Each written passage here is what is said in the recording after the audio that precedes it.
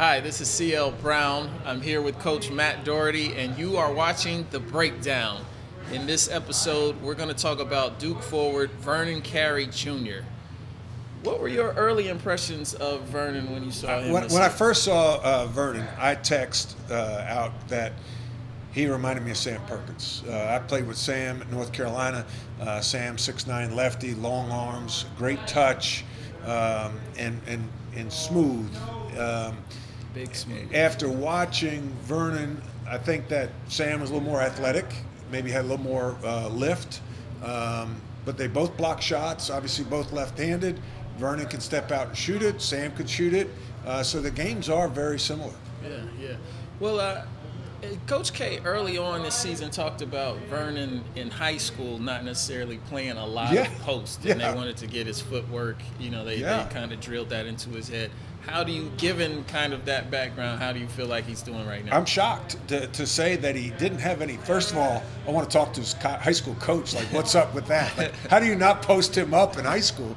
But seeing the latest game against Louisville, where everyone wants to play his right shoulder because he likes to turn for his left-hand jump hook. So as a scouting report for the defender, you say, play his right shoulder, play his right shoulder. You don't say play his left hand. Yes. So you say play the right shoulder. So then there was a time in the first half, I think he took a power dribble, I call it a crab dribble, and went to that right shoulder and then spun baseline for a layup. Where the defender was leaning on that right shoulder, and when he spun away, the defender fell forward.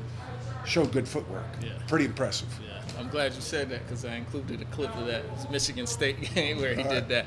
I will say this. I did speak with his high school coach, Jim Carr, and he said it's a bit of a misnomer that he didn't play a lot in it. He might not have played to the level where Duke needs him to play in the post right now, but he played him in the post in high school. Yeah, well, Jim's either covering his butt, CYA, or blame the media. Why not just blame the media? Blame us. No doubt. Well, let's jump into this first clip from the Clemson game. He's got a big body, big target. I love how he gets against his defender there. It's Amir Sims. And then he's got great hands. The softness. You see how the ball touches his hand and doesn't just bounce off. He touches it, it's soft, he catches it, he gathers it, and is able to keep the ball up for an easy basket. And one thing I've seen out of Duke, the spacing. What's funny to me is, Duke isn't a very good outside shooting team. I think Joey Baker, Alex O'Connell, if he's hot, same with Jack White. Like, I feel like you don't have a full closeout on all of their guys. So why would you play everybody so tight on the perimeter when you got a guy like Vernon inside? Yeah, well, it's hard with the spacing, especially with the three-point line being extended out. You still want to respect those players. I give Coach K a lot of credit because what he has done over the years is tweaked his offense to his talent. When he's had a big guy, he's taken advantage of him, like with Carey by going 4 out, 1 in.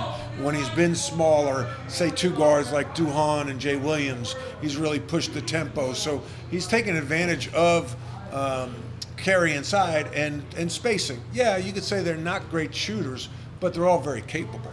See, I like the duck in right there. He didn't chase the ball, and then he goes back to his left shoulder. That drop step, that little bounce to his right shoulder, because everyone's saying right shoulder, and see number 30's feet move to the right, and then he's got the clear path to the basket. I tell you what, if he wasn't doing that in high school, he picks things up very fast, and you got to credit the coaching staff of Duke. He's got good feet. His feet to seal, like that's such an important part, is keeping that defender on your back. I think I asked Danny Manning once, and he said if you don't have good footwork as a big man, you don't have a good big man. Correct. Hands and feet. Yeah, I mean, listen, basketball is all about lateral quickness, and not only in the post, but with a big man. Like I think about screening. You have to be able to have good feet to get into a good screening and rolling.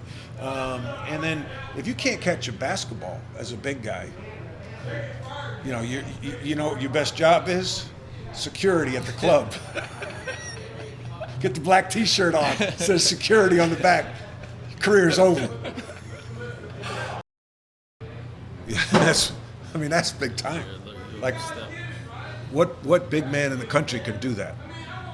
Not many. The only thing I would say he's missing, he doesn't have, I wouldn't call him a quick twitch guy, right? Yeah. But he'll be a stretch 5 center in the NBA. Now, this is a bad play. To me, I'd be frustrated and hurt. The play is for Carey to get the ball inside, and Carey is open, and you put the ball on the deck to try to get your shot, and now the defense collapses. See, now you missed the opportunity. They like to get him the ball on that right block. The ball's at the top of the key. He's in the middle of the lane. He's got to get his butt on number 30 White's thighs, okay? And here he releases and catches the ball about 5 feet off the block.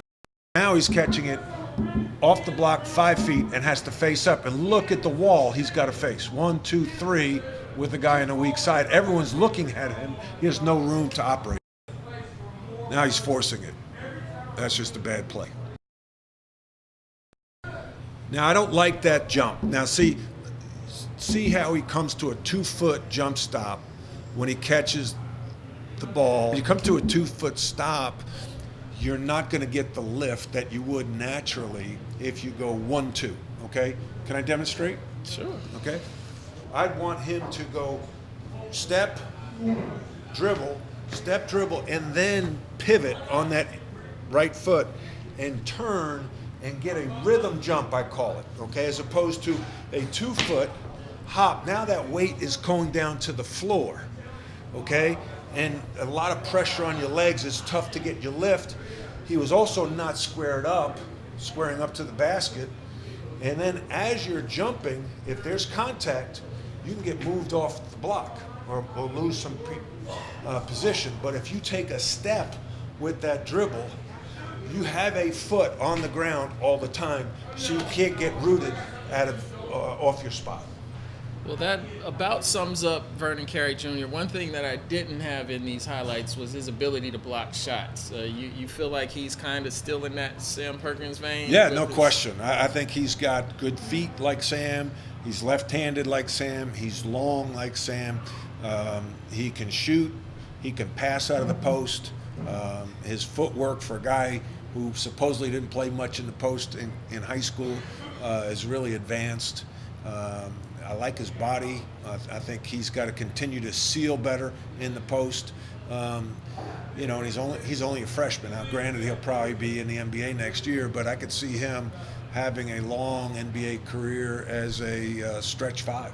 If you are scouting against Duke, preparing to scout against Duke, is he the guy you take away first, try and take away first on offense? I think so. I think he is their most dangerous player.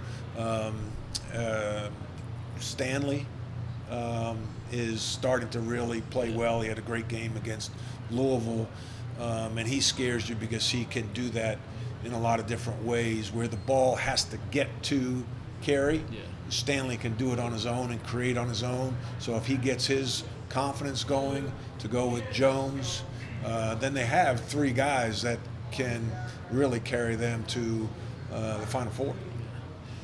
There you have it on the breakdown. Vernon Carey Jr. Click on clbrownhoops.com for more coverage of ACC basketball, and click on that like and subscribe button to CL Brown Hoops YouTube channel.